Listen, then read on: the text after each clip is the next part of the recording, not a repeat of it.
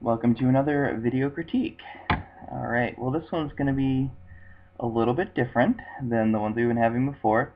Not really gonna go too much into the technique behind the photographs.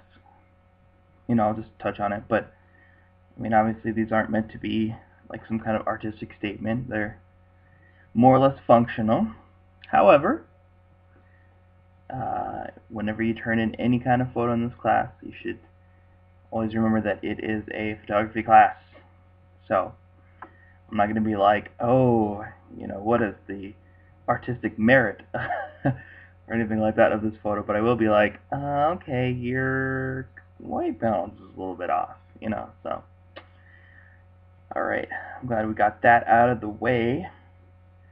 So right now we're looking at Alicia's work here, and we're looking at her workspace. And based on the written portion of this assignment, she she says she's posting these strictly because she has to. That's true. That's true. You do have to. And she expects a lot of criticism. I'm not gonna. No, I mean I'm not gonna be real critical. I hope you don't think of me as overly critical. Um, I mean everyone works differently. She's talking here about working all over the house. I do that to a certain extent. Usually not when I'm doing like color critical work. I like to keep that pretty locked down. But if I'm just like, writing an email to somebody, I'm not gonna sit in front of my desk. Um, it's funny because she has this her desk here. She has a laptop next to the PC. I actually have. I also work primarily off a laptop, but I just have like an old computer monitor, one of those CRTs, like not a LCD like she's got here. And that's something that you'll see a lot of professional photographers do. Is you'll have your laptop, that you use like a laptop, but then you also have one of these older, big bulky monitors because they really hold um, their calibration well um, for various reasons. One of which is that it's just usually a lot more steps to change any of the settings, but also just the way that they're set up, they will hold their profiles, and they hold the calibration, and they don't tend to drift very much, which is a bit of an issue um, with the LCD, with like any kind of flat screen monitor you have, or any kind of like a laptop monitor. Um, as long as you're doing you're using your color monkey to calibrate every 3 weeks, you'll be fine. Unless someone comes in and changes it, or you change your brightness settings or your color settings for whatever reason. But yeah, so that's one of the advantages. The other advantage is that, like with a laptop, if you tip the screen back, if you tilt it back or forward, you can actually, you can do it. If you have a laptop, do it right now. Just tip it forward and tip it backwards, and you'll see that there's a slight difference in brightness and some of the colors. Whereas if you got one of these big, huge, chunky things like I have sitting on my desk, they're not really easy to move, and even if you can move them, you really don't tend to move them very much.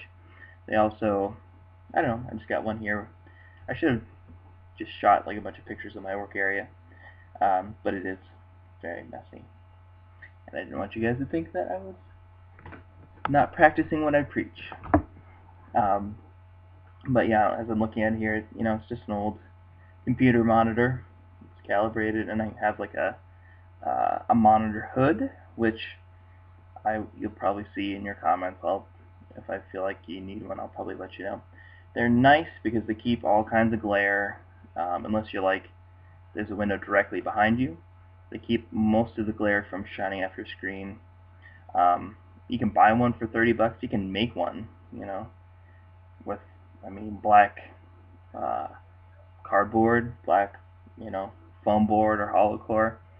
They're really not that hard to make. So yeah, that's something I recommend for a lot of people. And it's also nice because it sort of, as you're looking at it, it kind of fills up the edges of your view, so you're not getting as much distracting stuff. So, sorry, a lot of extra information on Alicia's um, photo critique here. So, looking at her workspace, um, yeah, like I said, you don't necessarily, I mean, you don't need to move around too much while you're doing your images. Looking at this, there's a few things here, like the walls aren't too bad. They look just kind of white or maybe off-white. Not perfect, but better than like bright green, bright red, bright blue. Those are all distracting things. Some people will go in and get daylight neutral lights put in. Other people, there's a lot of different solutions, but you want to make your work environment as color neutral as you can. So like something like this could be distracting. Yeah, I mean, I just try in my work area, just clear off an area. Like this is, having a shop behind there is not necessarily bad. It's just when you have like a bunch of different colors, they can sort of pollute your perception of your own colors a little bit. A little artwork here, yay. Going through here. Yeah, I mean, something like this, it's not too bad. Obviously, this is pretty well behind her too, but even something like this might be distracting, but it's not really going to influence the way that you see the color. So that's okay.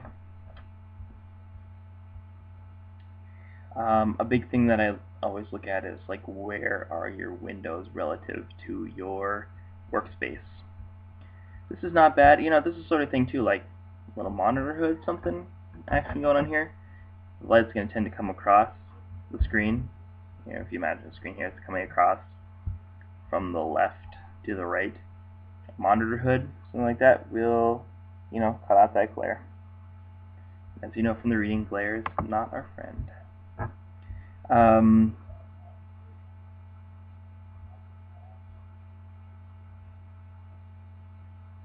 Okay, I see the printer's on top. Yeah. I mean, really, your workspace is not bad at all. Not by any means. It's, yeah, I'm not gonna, like, oh, you don't have your workspace totally, worked out. Wow, then that's F- on this assignment or anything. It's not like that. Yeah, I would pretty much just give you recommendations. I mean, even something as simple as, like, instead of facing this way, if you were to face this way, there's maybe more of a neutral background. Just trying to see if there's some shots that sort of show that color. Oh, I guess there's maybe like a QCs or something there. So consistency. It's good to have a consistent workspace. Because again, you're getting up and moving around a lot. It's going to affect you in the way that you are perceiving the colors on your screen. Just keep it as neutral as possible. Keep it as clutter-free as possible. Which is something I try and do, but my kids love to come in here and mess stuff up. Yeah, just consistent lighting, consistent color, and zero distractions are the best thing.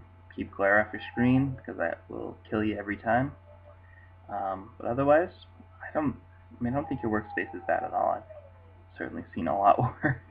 I've even had workspaces that were a lot worse. I have a pretty good setup now.